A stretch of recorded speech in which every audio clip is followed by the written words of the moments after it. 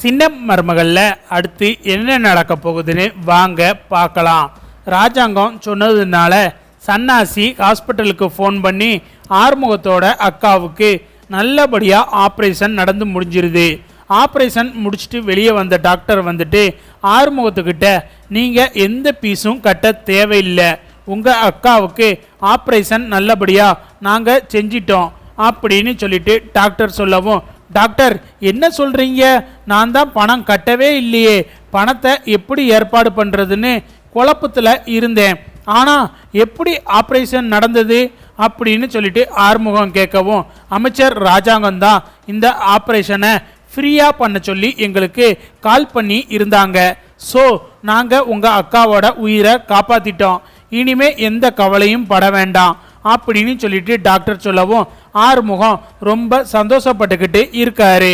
இந்த பக்கம் பார்த்தா காலேஜில் தமிழ் செல்வி சக்தி கூட வண்டியில் போகிறத அங்கே இருந்த கோமுதி வீடியோ எடுத்து சாவித்திரிக்கு அனுப்ப, அடியே தாமரை சீக்கிரமாக வான்னு சொல்லிட்டு சாவித்திரி சொல்லவும், எம்மா என்னம்மான்னு சொல்லிட்டு தாமரை வரவும், இங்கே பாருடி சரியான வீடியோ நமக்கு கிடைச்சிருக்கு, அந்த சேதுவை இப்படியே விட்டா தமிழ்ச்செல்வி கூட ஒன்றா சேர்ந்து வாழ ஆரம்பிச்சிருவான் போல, நல்ல வேலை நம்ம ஆளு அந்த கோமதி இருக்காளே அவ இப்போ ஒரு புது வீடியோ அனுப்பியிருக்கா, இதை எப்படியாவது சேதுக்கிட்டையும் ராஜாங்க அண்ணங்கிட்டையும் போட்டு காமிச்சு அந்த தமிழ்ச்செல்வியை மறுபடியும் இந்த வீட்டை விட்டு ஓட வைக்கிறேன் பாரு அப்படின்னு சொல்லிட்டு சாவித்திரி சொல்லவும், எங்கே காட்டுமா அப்படின்னு சொல்லிட்டு அந்த வீடியோவை பார்த்துட்டு தாமரை சொல்கிறாங்க, எம்மா பாருமா சேது மாமா இந்த தமிழ்ச்செல்வி மேலே உயிரையே வச்சிருக்காரு, இவ என்னடானா எவன் கூடயோ வண்டியில் ஏறி போகிறான் பாரேன், கொஞ்சம் கூட வெக்கமே இல்லாமல்,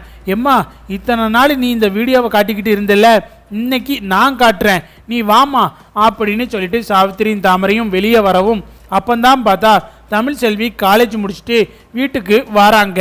உடனே சாவித்திரி வந்துட்டு, ஏய் காலேஜுக்கு போகிறேன்ற பேரில் எவன் கூடயோ ஊர் சுற்றிட்டு வர போல நில்லுடி, நான் இவ்வளவு கேவலமாக பேசிக்கிட்டு இருக்கேன், எனக்கு என்னன்னு சொல்லிட்டு நீ பாட்டுக்க போய்கிட்டே இருக்க, உனக்கெல்லாம் கொஞ்சம் கூட வெக்கமாகவே இல்லையா, இப்படி கட்டின புருஷனை பக்கத்தில் வச்சுக்கிட்டு எவன் கூடயோ ஊர் மெஞ்சிட்டு வர அப்படின்னு சொல்லிட்டு சாவித்திரி சொல்லவும், உங்களுக்கு அவ்வளவுதான் மரியாதை, ஒழுங்கு மரியாதையா வழியை விடுங்க, இல்லைன்னா இந்த இடத்துல நடக்கிறதே வேற, யாரை பார்த்து என்ன வார்த்தை சொன்னீங்க, நான் யார் கூட ஊரை சுற்றுறேன், அப்படியே நான் ஊர் சுற்றினாலும் உங்களுக்கு என்ன பிரச்சனை, அந்த பிரச்சனையை நான் பார்த்துக்கிறேன், வழியை விடுங்க அப்படின்னு சொல்லிட்டு தமிழ்ச்செல்வி சாவித்திரியை பார்த்து கோபத்தில் பேசவும், தாமரை வந்துட்டு, ஏய் உனக்கு எம்புட்டு திமிரு இருந்தா என் அம்மாவையே எழுத்து பேசுவ, எங்கேயோ இருந்த வேலைக்காரி நீ எல்லாம் இந்த வீட்டுக்கு வந்துட்டு எங்களை அதிகாரம் பண்ணுற அளவுக்கு ஆயிட்டியா, என் மாமா கூட ஒரே வீட்டில் இருக்கிறத நினச்சிக்கிட்டு இப்படியே வாழ்ந்துடலாம்னு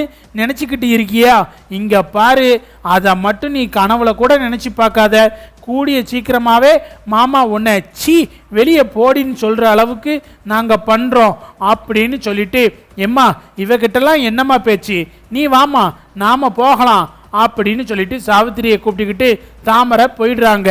அடுத்து பார்த்தா தமிழ்ச்செல்வி எப்பவும் போல் படிச்சுக்கிட்டு இருக்கும்போது சேதுவை பார்த்தா நல்லா குடிச்சிட்டு ஃபுல் போதையில் இருக்காரு.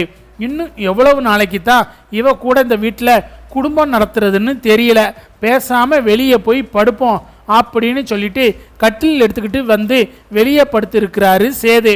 அப்போ தான் பார்த்தா தமிழ்ச்செல்வி படிச்சுக்கிட்டு இருக்கும்போது அவங்களுக்கு வயிற்ற புரட்டிக்கிட்டு வாந்தி வரவும் வெளியே வந்து தமிழ்ச்செல்வி வாந்தி எடுத்துக்கிட்டு அங்கேயே மயக்கம் போட்டு விழுந்துடுறாங்க.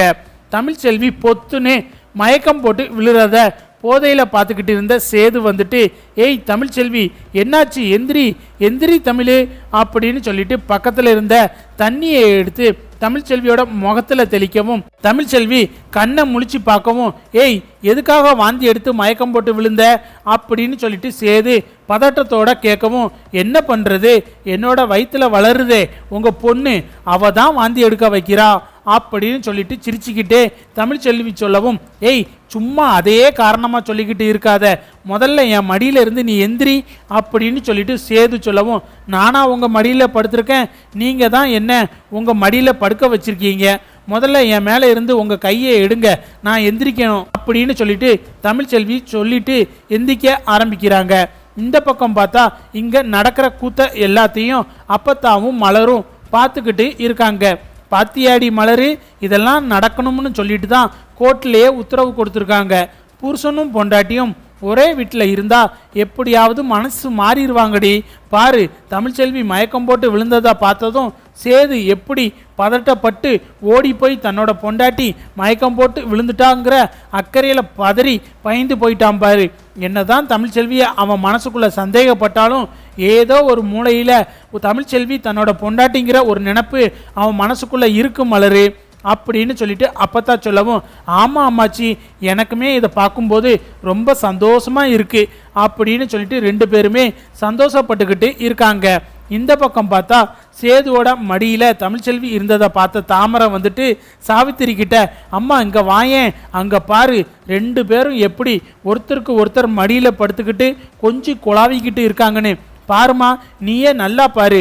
என்னமோ ரெண்டு பேரையும் பிரிக்கிறேன், அந்த தமிழ்ச்செல்வி அந்த ஊரை விட்டே ஓட வைக்கிறேன்னு சொன்னியே, பார்த்துக்க இங்கே என்ன நடக்குதுன்னு நல்லா பார்த்துக்க அப்படின்னு சொல்லிட்டு தாமரை சொல்லவும், இங்கே பாரு தாமரை, எல்லாத்தையும் விட்டு தான் பிடிக்கணும். நானும் அவங்க ரெண்டு பேரும் சேர மாட்டாங்கன்னு தான் இருந்தேன். ஆனால் இதெல்லாம் சரிப்பட்டு வராது போல. நாளைக்கு காலையில் நம்மளோட விளையாட்டை ஆரம்பிப்போம், இப்போதைக்கு நாம் அமைதியாக இருப்போம் அப்படின்னு சொல்லிட்டு சாவித்திரி சொல்லிக்கிட்டு இருக்காங்க. அடுத்து மறுநாள் பார்த்தா எப்பவும் போல தமிழ்ச்செல்வி ஒரு பக்கம் காலேஜுக்கு கிளம்பி போகவும் சேது ராஜாங்கத்தோட வீட்டுக்குள்ளே வராரு. உடனே அப்பத்தா வந்துட்டு, ஏண்டா சேது, உன் வீடு தான் அங்கே இருக்குல்ல, அப்படி இருக்கும்போது எதுக்காக நீ இங்கே வந்த, இந்த வீட்டுக்குள்ளே எதுக்கு வர அப்படின்னு சொல்லிட்டு அப்பத்தா கேட்கவும், இங்கே பாரு அப்பத்தா, அங்கே பாத்ரூமில் குளிக்கிறதுக்கு தண்ணி வரல, அதனால தான் சரி குளிச்சுட்டு போகலாமேன்னு இங்கே வந்தேன். ஏன் அப்பத்தா, இதுக்கு கூட நான் இங்கே வரக்கூடாதா என்ன? எனக்கு அந்த வீட்டில் இருக்கவே பிடிக்கல, நான் இங்கேயே வந்துடுறேன்னு சொல்கிறேன், நீ எங்கே கேட்குற, அங்கே அவ கூடயே இருன்னு சொல்லி என்ன எல்லாரும் டார்ச்சர் பண்ணிக்கிட்டு இருக்கீங்க அப்படின்னு சொல்லிட்டு சேது கத்திக்கிட்டு இருக்காரு. அப்பந்தான் பார்த்தா சாவித்திரி வந்துட்டு, என்ன சேது, பொண்டாட்டி மேலே ரொம்ப அக்கறை தான் போல, நேற்று மடியில் தூக்கி வச்சு கொஞ்சிக்கிட்டுலாம் இருந்த அப்படின்னு சொல்லிட்டு சாவித்திரி சொல்லவும், என்ன அத்தை சொல்கிறீங்க, நான் எங்கள் தமிழ்ச்செல்வியை தூக்கி கொஞ்சிக்கிட்டு இருந்தேன், அதெல்லாம் ஒன்றும் கிடையாது, நேற்று அவள் வாந்தி எடுத்துட்டு மயக்கம் போட்டு விழுந்தா, யாராக இருந்தாலும் மயக்கம் போட்டு விழுந்தா தண்ணி தெளித்து எழுப்பி தானே விடுவாங்க, அந்த ஒரு இதுவில் தான் நானும் எழுப்பி விட்டேன், மற்றபடி அவன் மேலே எனக்கு துளி கூட அக்கறை எல்லாம் கிடையாதுன்னு சேது சொல்லவும், இங்கே அப்பத்தா வந்துட்டு, அப்போ தமிழ்ச்செல்வியும் சேதுவியும் எப்போ பார்த்தாலும் நோட்டமிடுறதே இவளுக்கு வேலையாக போச்சு, இந்த சாவித்திரியை என்ன பண்ணுறது அப்படின்னு சொல்லிட்டு, ஏய் சாவித்திரி, அவங்க ரெண்டு பேரும் புருஷன் பொண்டாட்டி, அவங்க ஏதாவது பண்ணிக்கிட்டு போவாங்க, உனக்கும் உன் பொண்ணுக்கும் வேற வேலையே இல்லையா, ஏய் தாமரை போய் வேலையை பாருடி, தேவையில்லாமல் வந்துட்டாளுங்க அப்படின்னு சொல்லிட்டு அப்பத்தா சொல்லவும், எம்மா நீ என்ன பேசுகிற, அந்த தமிழ்ச்செல்வியை தூக்கி தலை மேலே வச்சுக்கிட்டு பேசுறியே, அவள் தினமும் காலேஜுக்கு போகிறேன்னு சொல்லிட்டு என்ன காரியம் பண்ணிக்கிட்டு இருக்கான்னு தெரியுமா, இது எல்லாமே சேதுவுக்கும் தெரியும், ஆனால் உனக்கு தெரியுமா அப்படின்னு சொல்லிட்டு சொல்லவும், என்னடி அப்படி என்ன பண்ணுறான்னு அப்பத்தா கேட்கவும், எம்மா காலேஜுக்கு போகிறேன்ற பேரில் அங்கே ஒரு பையன் கூட கொஞ்சம் குழாவி பேசிக்கிட்டு இருக்காமா, போதா குறைக்கு நேற்று அந்த பையன் கூட வண்டியில் ஏறி நம்ம வீட்டுக்கு வந்திருக்கா, இதை எதையாவது இந்த வீட்டில் ஒரு வார்த்தை சொல்லியிருப்பாளா, ஏன்னா அவள் காலேஜுக்கு போகிறதே அந்த பையன் கூட சந்தோஷமாக இருக்கிறதுக்காகத்தானே அப்படின்னு சொல்லிட்டு சாவித்திரியும் தாமரையும் சொல்லவும், இங்கே அப்பத்தாவுக்கு கோபம் வந்து சாவித்திரியை ஓங்கி பலார்னு ஒரு அறை கொடுத்து, ஏன் சாவித்திரி நீயெல்லாம் திருந்தவே மாட்டியா, இப்படி அபாண்டமாக ஒரு பொண்ணு மேலே பழிய போட்டு பேசுகிற, உன் நாக்கெல்லாம் அழுகி தாண்டி போகும், பேசாமல் இங்கிருந்து போங்கடி அப்படின்னு சொல்லிட்டு அப்பத்தா சொல்லவும், இங்கே சேது வந்துட்டு, அத்தை எதுக்காக நீங்கள் தமிழ்ச்செல்வியை பற்றி தப்பு தப்பாக பேசுகிறீங்க, நான் எத்தனை தடவை உங்ககிட்ட சொல்கிறது தமிழ்ச்செல்வியை தப்பு தப்பாக பேசாதீங்கன்னு, ஒவ்வொரு தடவையும்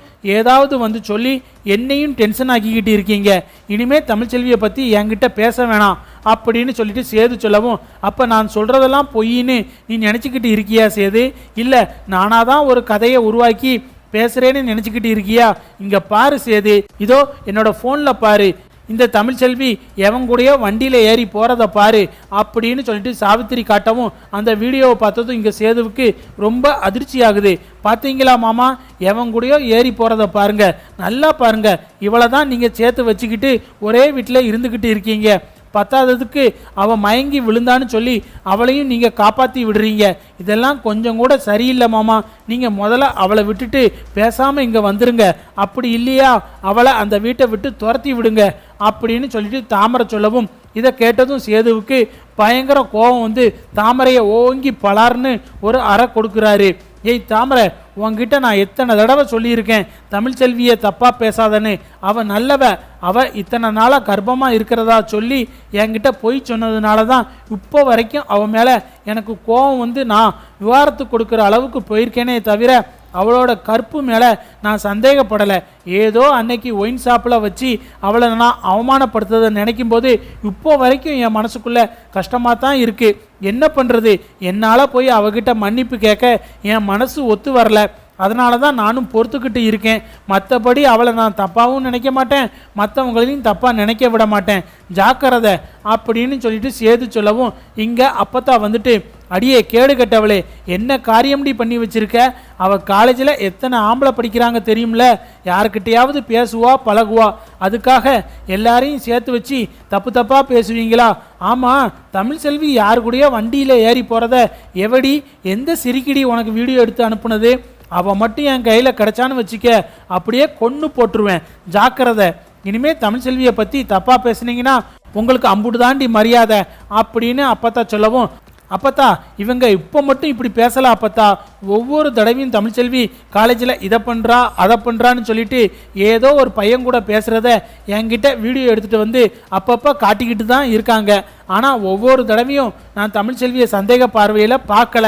என்ன, அவளை பார்க்கும்போது எனக்கு அவள் என்கிட்ட பொய் சொன்னது மட்டும்தான் ஞாபகம் வந்து கோபப்படுறேனே தவிர மற்றபடி அவன் மேலே எனக்கு எந்த சந்தேகமும் இல்லை அப்பத்தா அப்படின்னு சொல்லிட்டு சேது சொல்லவும், கேட்டீங்களாடி?